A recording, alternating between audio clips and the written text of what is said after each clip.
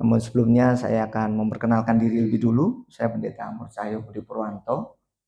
Dan Tuhan percayakan saya untuk mengembalakan di salah satu gereja di Cilincing, masih sama-sama Jakarta Utara.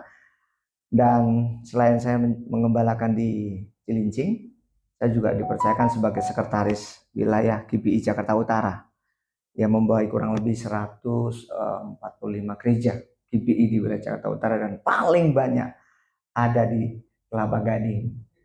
Kemarin sudah banyak, ditambah lagi dengan hadirnya NLCC. Gitu ya. Dan ya bersyukur juga kalau tentu lewat pergumulan Pak Pendeta Madya Supratman dengan beberapa pengurus boleh bersepakat untuk kemudian menetapkan dan mensupport saya untuk menjadi pendeta pembina di tempat ini. Jadi saya pikir saya harus kasih yang terbaik buat GBI NLCC ya. Saya rasa ini perkenalan saya. Saya akan langsung saja masuk firman Tuhan supaya tidak berlama-lama.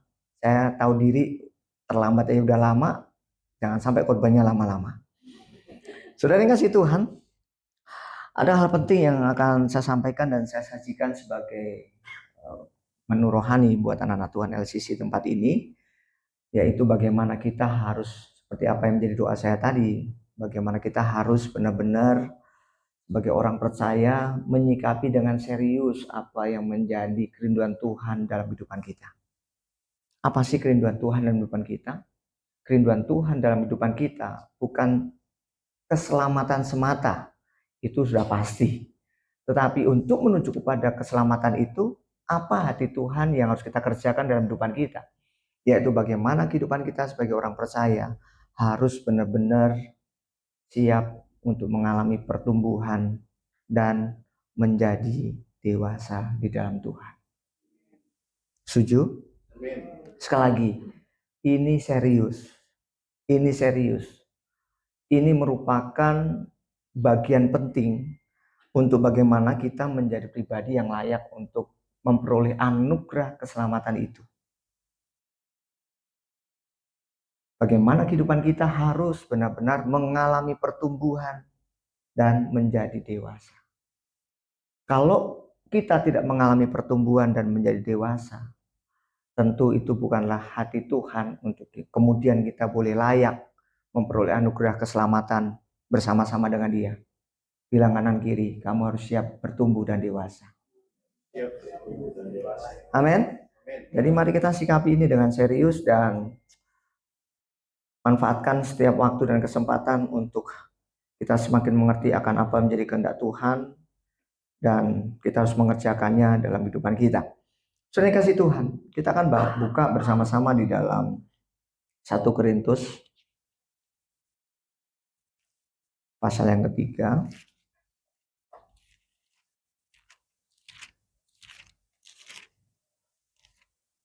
1 Korintus pasal yang ketiga. Kita akan baca dari ayat yang pertama sampai yang ke-9.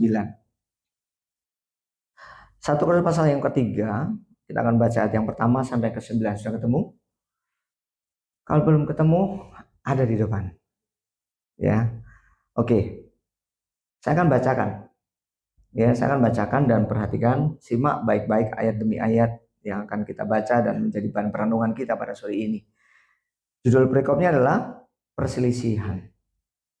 Ayat pertama, dan aku, saudara-saudara, pada waktu itu tidak dapat berbicara dengan kamu seperti dengan manusia rohani, tetapi hanya dengan manusia duniawi yang belum dewasa dalam Kristus. Garis bawahi, yang belum dewasa dalam Kristus. Saya harap hari ini saya berhadapan dengan anak-anak yang sudah dewasa dan bukan manusia duniawi lagi. Ya. Kemudian yang kedua, susulah yang kuberikan kepadamu bukanlah makanan keras, sebab kamu belum dapat menerimanya. Dan sekarang pun kamu belum dapat menerimanya, karena kamu masih manusia duniawi. Sebab jika di antara kamu ada iri hati dan perselisihan, bukankah hal itu menunjukkan bahwa kamu manusia duniawi dan bahwa kamu hidup secara duniawi? Karena jika yang seorang berkata aku dari golongan Paulus dan yang lain berkata aku dari golongan Apolos, bukankah hal itu menunjukkan bahwa kamu manusia duniawi yang bukan rohani? Jadi, apakah Apolos, apakah Paulus, pelayan-pelayan Tuhan yang olehnya kamu menjadi percaya? Masing-masing menurut jalan yang diberikan Tuhan kepadanya. Aku menanam, Apolos menyiram, tetapi Allah lah yang memberi pertumbuhan. Karena itu, yang penting bukanlah yang menanam atau yang menyiram, melainkan Allah yang memberi pertumbuhan. Baik yang menanam maupun yang menyiram adalah sama, dan masing-masing akan menerima upahnya sesuai dengan pekerjaannya sendiri. Karena kami adalah kawan sekerja Allah, kamu adalah ladang Allah, bangunan Allah. Saudara yang kasih Tuhan, seperti narasi awal yang tadi saya singgung dan saya sampaikan sebelum pemberitaan firman Tuhan hari ini adalah, mari kita sikapi ini dengan serius. Bagaimana kita sebagai orang-orang percaya dapat menyambut apa yang menjadi hati Tuhan untuk kita kemudian menjadi pribadi yang bertumbuh dan menjadi dewasa. Orang Kristen yang tidak bertumbuh dan dewasa dalam Tuhan, seperti apa yang tadi dikatakan firman Tuhan yang kita baca. Yang pertama, dia akan menjadi problem maker di gereja. Dia akan menjadi problem maker di gereja. Orang Kristen yang tidak bertumbuh dan tidak menjadi dewasa di dalam Kristus, dia akan menjadi problem maker. Perhatikan di ayat yang ketiga tadi. Karena kamu masih manusia duniawi, sebab di antara kamu ada iri hati. Di sini ada yang masih iri hati. Lihat keberhasilan saudara kita yang lain. Emang cuma dia yang bisa beli kulkas? Yang beli kulkas dia yang panas. Ya kan? Banyak kan orang Kristen seperti itu. Ke gereja hanya untuk membandingkan dirinya dengan orang lain. Saudara yang kasih Tuhan, kita ke gereja bukan untuk membandingkan kesuksesan, keberhasilan kita dengan orang lain, tetapi bagaimana kita memacu diri kita untuk kita benar-benar bertumbuh dan menjadi dewasa dalam Tuhan. Jadi kalau kita ke gereja, perhatikan baik-baik. Kalau ada yang kita lihat masih ada iri hati, apalagi di situ dikatakan senangnya berselisih paham, nggak mau damai, maunya berantem, lu jual gua beli, astaga. Kayaknya itu bukan orang Kristen yang bertumbuh dan dewasa dalam Tuhan. Apalagi di situ, bukankah itu menunjukkan bahwa kamu manusia duniawi dan bahwa kamu hidup secara duniawi? Poin pertama, orang yang tidak bertumbuh dan menjadi dewasa dalam Tuhan, dia di gereja hanya akan menjadi problem maker. Dia akan menjadi biang masalah. Dia hanya akan menimbulkan perpecahan dan lain sebagainya, mengadu domba satu dengan yang lainnya. Kalau saya melayani sudah dari tahun 94 lah ya, untuk mengembalakan dari tahun 2016 sampai sekarang. Dan sebagai pengurus, saya dulu jadi ketua sektor di wilayah Jakarta Utara juga. Saya melihat apa sih yang seringkali menjadi penyebab gereja itu kok pecah, gereja konflik. Ya karena ada iri hati, ada perselisihan, dan ketidakdewasaan yang ada dalam jemaat tersebut. Maka saya berdoa anak Tuhan di tempat ini, jangan menjadi tiang perselisihan yang akhirnya itu mengindikasi bahwa kita bukanlah orang-orang yang bertumbuh dan dewasa dalam Tuhan. Sepakat? Setuju? Kehadiran kita biarlah membawa damai. Kehadiran kita mensupport satu dengan yang lainnya. Kehadiran kita memberi dampak yang baik buat orang lain. Yang lain lemah, kita lihat, ayo dengan hati kita support dia supaya yang lemah menjadi kuat. Amin. Karena memang itu panggilan Tuhan buat kita. Kita lihat pribadi Yesus sendiri. Siapa kita di hadapan Tuhan? Kita nggak ada apa-apanya tanpa Tuhan loh. Kita bukan siapa-siapa tanpa kasih Tuhan yang sempurna dalam kehidupan kita. Tetapi seringkali kita tidak mampu menggapai dan memahami hati Tuhan dengan simpel saja. Bagaimana kita bisa menjadi berkat buat orang lain. Kita nggak usah muluk-muluk untuk bagaimana kita mencerminkan Kristus. Ketika kita bisa melakukan hal yang baik buat orang lain yang lemah, sehingga orang lain yang lemah dikuatkan, itu sudah suatu hal yang luar biasa. Ya, jadi sekali lagi, poin pertama, orang yang tidak bertumbuh dan dewasa dalam Tuhan, dia akan menjadi problem maker dalam komunitasnya. Yang kedua, perhatikan ayat yang kedua. Susulah yang kuberikan kepadamu bukanlah makanan keras, sebab kamu belum dapat menerima dan sekarang pun kamu belum dapat menerimanya. Yang kedua, orang yang nggak bertumbuh dan dewasa dalam Tuhan, kecenderungannya adalah dia keras kepala. Ya, keras kepala. Lihat di ayat yang kedua tadi. Dan sekarang pun kamu belum dapat menerimanya. Artinya dulu dia menerima. Dulu mereka dengar, tetapi tidak mampu mengerjakan apa yang dia terima, tidak mampu mengerjakan apa yang dia dengar. Keras kepala. Orang yang keras kepala itu tidak akan menjadi pribadi yang bertumbuh dan menjadi dewasa. Saudara yang kasih Tuhan, Tuhan menghendaki kita menjadi orang-orang yang rendah hati. Kalau kita keras kepala, dalam berjemaat kita banyak komplain, banyak nuntut. Kalau enggak keinginannya terpenuhi, ngambek, ada. Di sini enggak ada ya. Di luar sana seberang lautan ada. Di mana itu di luar sana seberang lautan, ya nggak usah tanya. Please, manfaatkan waktu yang ada hari ini dengan serius untuk kita benar-benar menjadi orang Kristen yang low profile, yang rendah hati, sehingga kehidupan kita benar-benar mengalami yang namanya teosis. Yang namanya teosis itu adalah bagaimana kehidupan kita melalui kesempatan demi kesempatan, akhirnya kita mengalami yang namanya keserupaan dengan Kristus. Itu namanya teosis. Kita menjadi orang Kristen untuk kita mengalami teosis itu. Kita menjadi orang percaya untuk mengalami teosis itu. Kalau kita menjadi orang percaya, sekalipun kita ditinjau dari sudut waktu, udah lama, bahkan dari nenek luhurnya udah Kristen, tetapi kalau nggak mengalami teosis, percuma. Alkitab katakan bahwa tidak setiap orang yang bersuruh kepadaku, perhatikan, Tuhan akan masuk dalam kerajaan surga.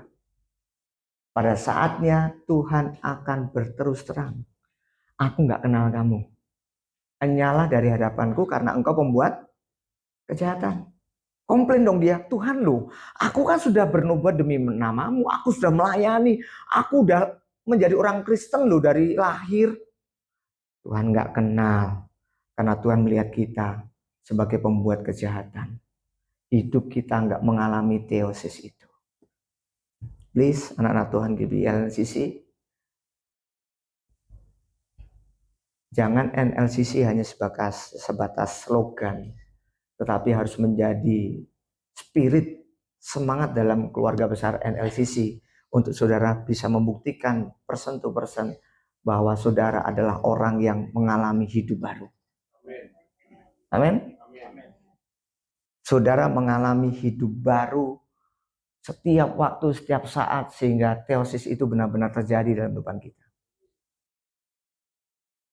Orang yang keras kepala, dia tidak akan pernah mengalami pertumbuhan dan menjadi dewasa.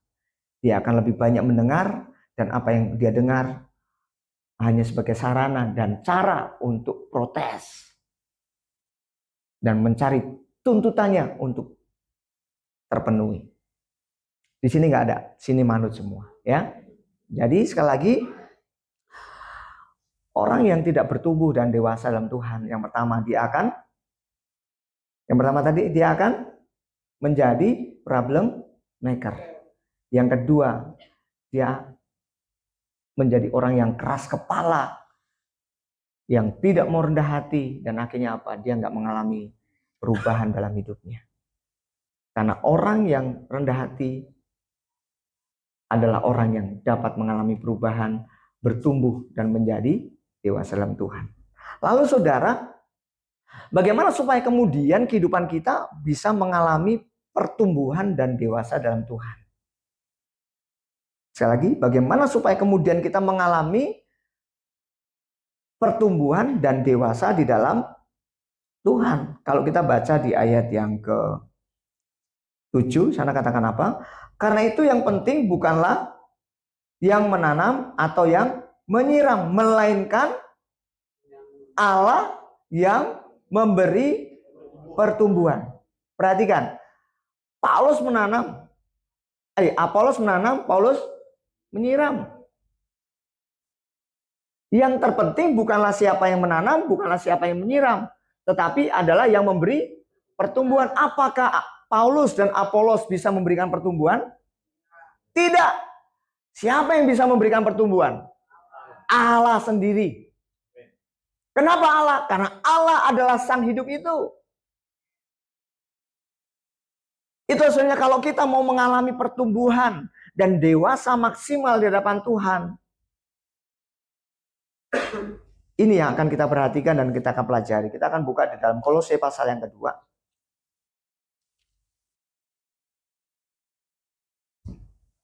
Ayat yang ke-6 dan 7. Kolose pasal yang kedua, ayat 6 dan 7. Oke, saya akan bacakan, perhatikan. Kamu telah menerima Kristus Yesus Tuhan kita. Karena itu, hendaklah hidupmu tetap di dalam Dia. Ayat yang ke-7. Yang ke-7. Klik. Hendaklah kamu berakar dalam Dia dan dibangun di atas Dia. Hendaklah kamu bertambah teguh dalam iman yang telah diajarkan kepadamu. Dan hendaklah hidupmu melimpah dengan syukur. Tadi sudah kita sepakati bahwa yang membuat kita bertumbuh adalah Allah sendiri. Allah yang kita kenal di dalam pribadi Yesus Kristus.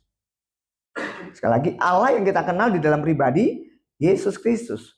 Jadi pada saat kita mengenal pribadi Yesus Kristus dalam kehidupan kita oleh karena iman kita kepadanya, maka poin pertama untuk kita bisa mengalami pertumbuhan dan kedewasaan di dalam Tuhan adalah, perhatikan di ayat yang pertama, kamu terima Kristus Yesus Tuhan kita, karena itu hendaklah hidupmu tetap di dalam Dia.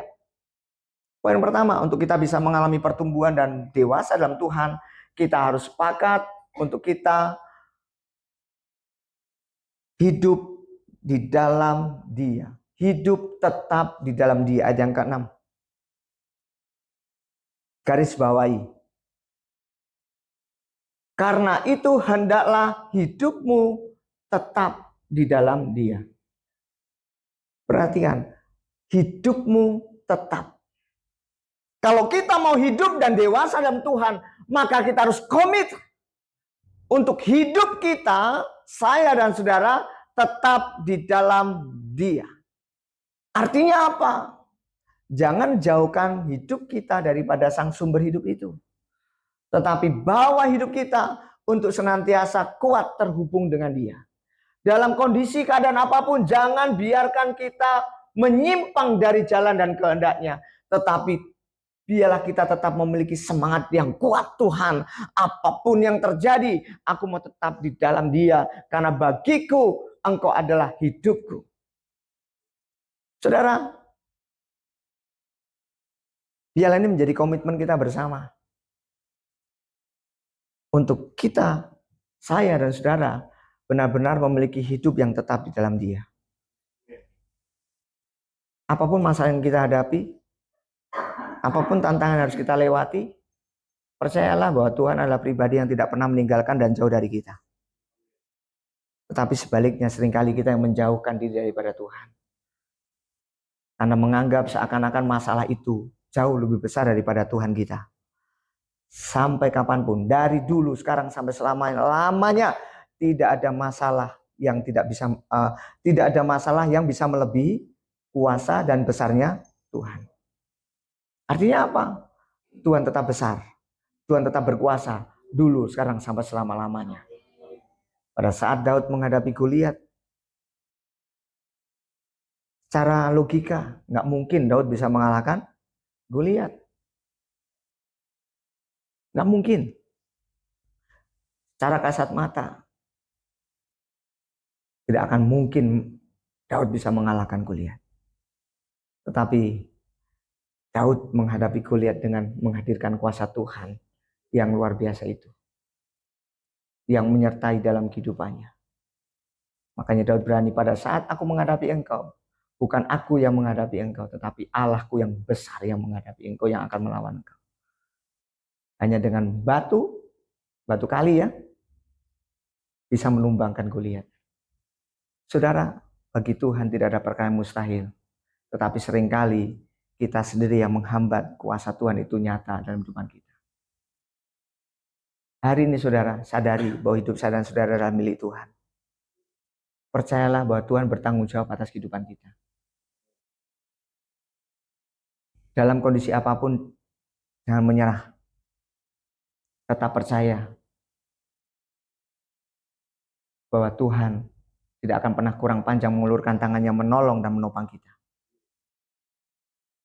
Makanya saya senang sekali pujianku terhubung denganmu itu.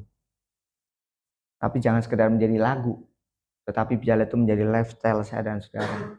Untuk bagaimana kehidupan kita setiap hari, setiap waktu, setiap saat terkoneksi dengan Tuhan. Wah, kalau hidup kita terkoneksi dengan Tuhan, maka kita disebut sebagai manusia rohani dan bukan manusia duniawi.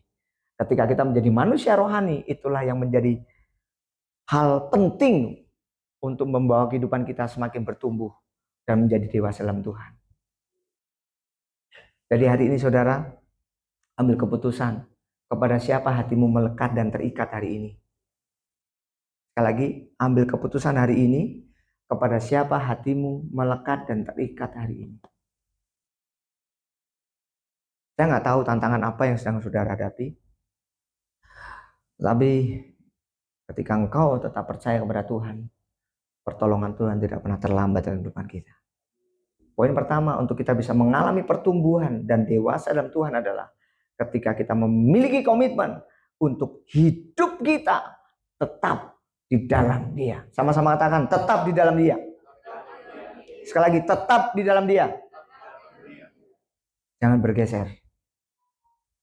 Jangan berpaling ke lain hati. Jangan duakan Tuhan yang sudah begitu sempurna mengasihi kita. Karena orang yang mendua hati gak akan tenang hidupnya. Betul ya? Gak akan tenang hidupnya. Kalau Yakobus katakan demikian, orang yang mendua hati gak akan tenang hidupnya. Artinya biarlah kita komit hari ini, Tuhan, aku gak mau sekedar menjadi orang percaya, tetapi aku mau benar-benar hidupku untuk Tuhan. Yang kedua, kalau kita baca di ayat yang ke-7 dari Kolose pasal yang kedua tadi, hendaklah kamu berakar di dalam Dia dan dibangun di atas Dia. Hendaklah hidupmu dibangun, berakar dan dibangun di atas Dia. Ketika kita komitmen di dalam Dia, kita harus masuk kepada level berikutnya, yaitu bagaimana kita menjadikan Kristus, Tuhan Allah kita sebagai sumber hidup itu yang terutama dalam hidup kita. Kita tetap di dalam Dia nih. Lalu apa selanjutnya?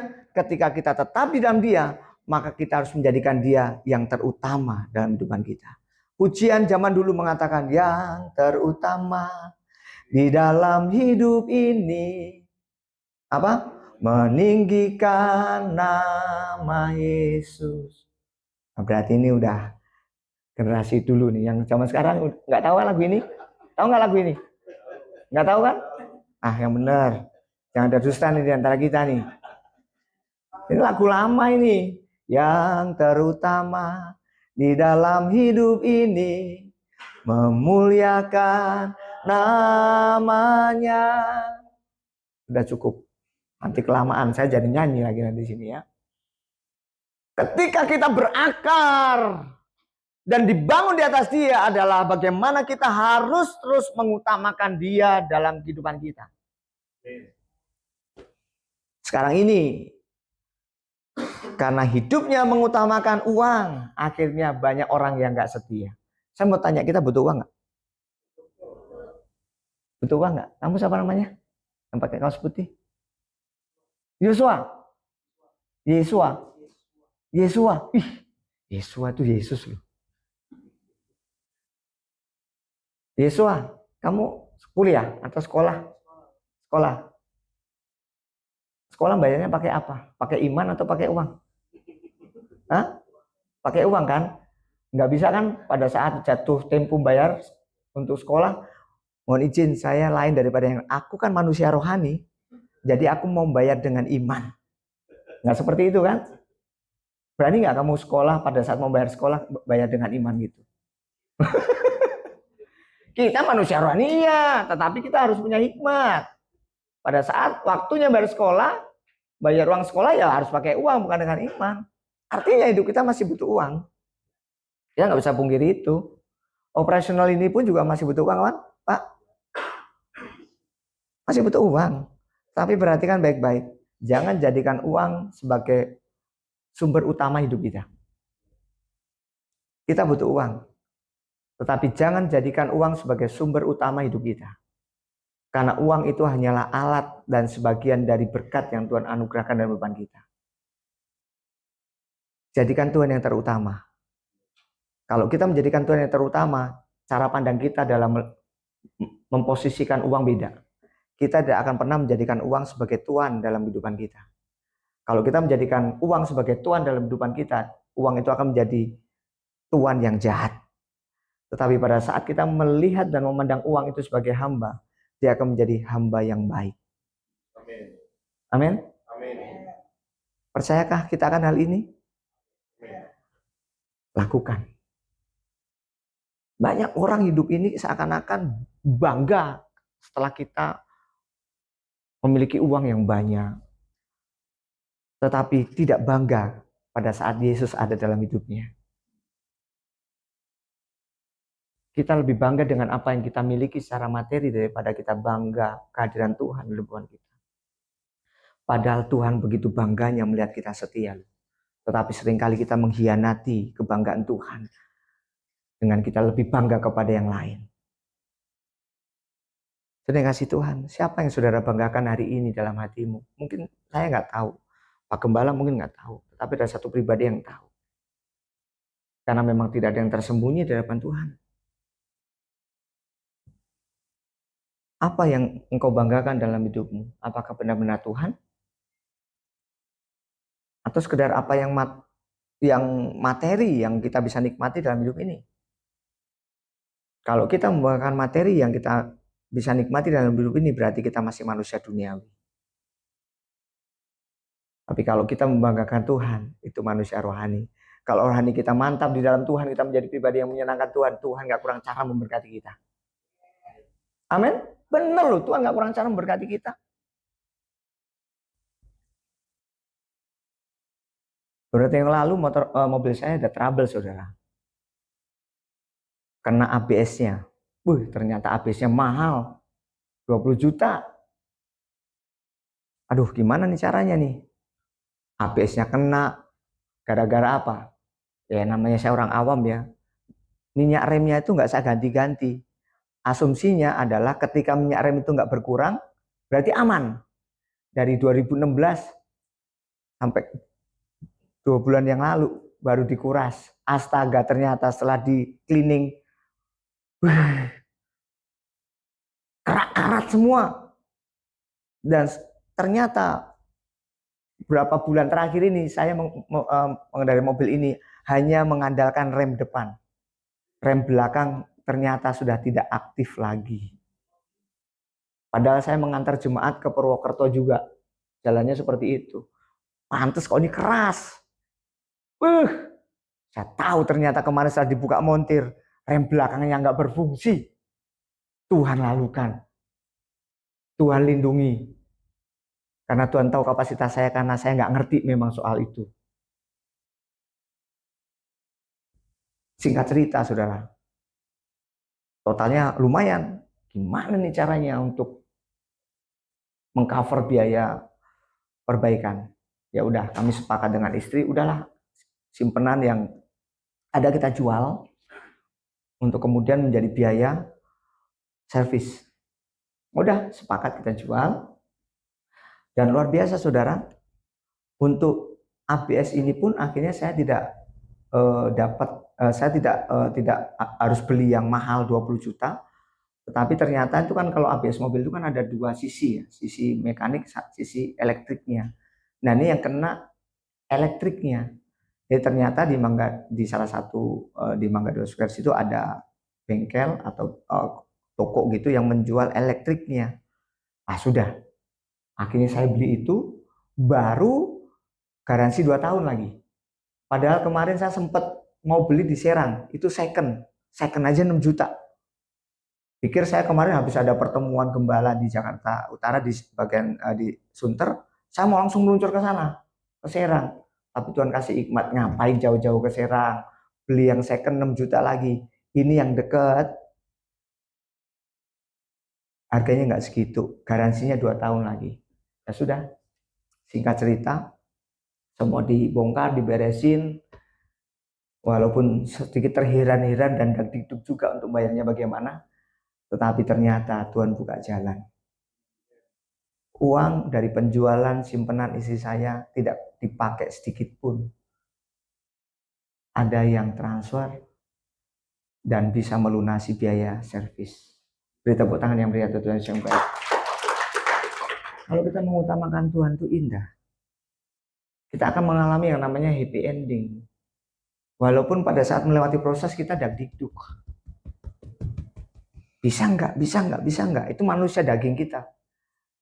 Tapi ketika kita berserah, ketika kita surrender, berharap mengandalkan Tuhan, mengutamakan Tuhan, benar dan sungguh tidak ada perkara yang mustahil bagi Tuhan dan bagi orang yang percaya. Beri tepuk tangan yang berikan Yesus. Please, hari ini saudara, utamakan Tuhan. Kalau saya mau bersaksi banyak banget. Saya bukan orang kaya. Kami bukan keluarga orang kaya, tetapi kami punya sumber kekayaan itu, yaitu Yesus. Makanya kami sepakat, suami istri keluarga mengutamakan Tuhan. Kalau kita mengutamakan Tuhan, semuanya serba pas. Pas butuh Tuhan kasih. Pas perlu Tuhan beri. Enak. Tapi seringkali kita lebih memilih jalan sendiri. Akhirnya apa? Menghadapi jalan buntu, stres. Pada saat stres kita berdoa, Tuhan stres aku. Tuhan cuma bilang, lah kamu kan milih jalan sendiri. Lah kok sekarang aku yang dibebani. Loh kok sekarang aku yang disalahin. Coba kalau dari awal kamu manut, kamu gak akan begini.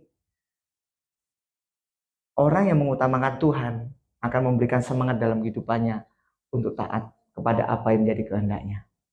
Amin.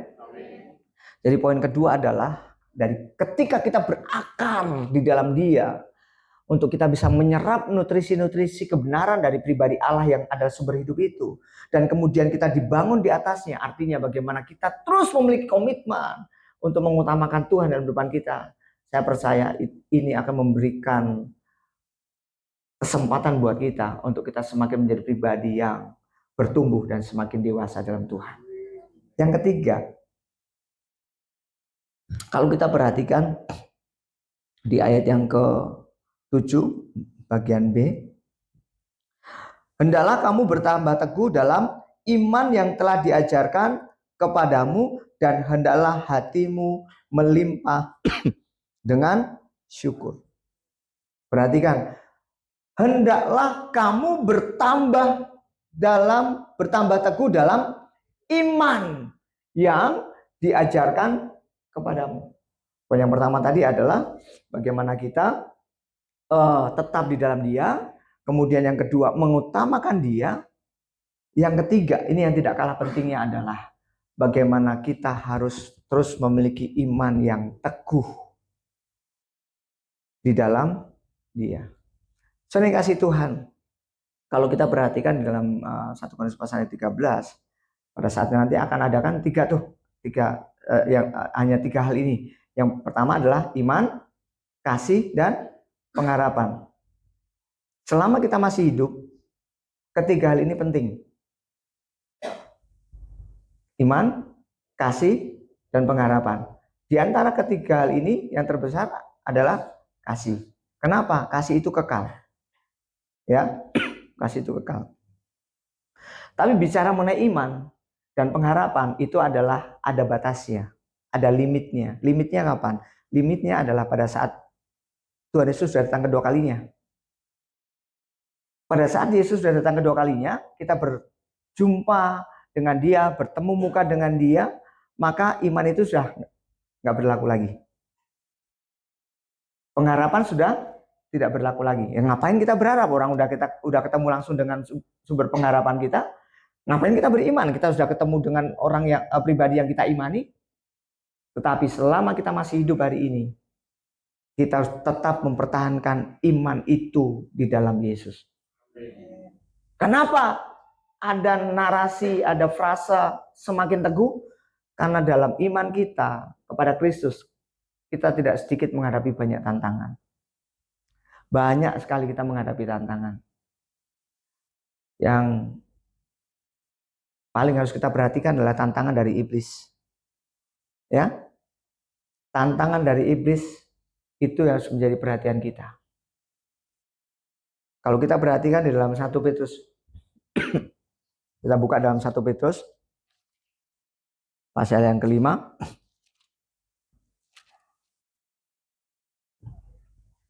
Kita baca ayat yang ke-8.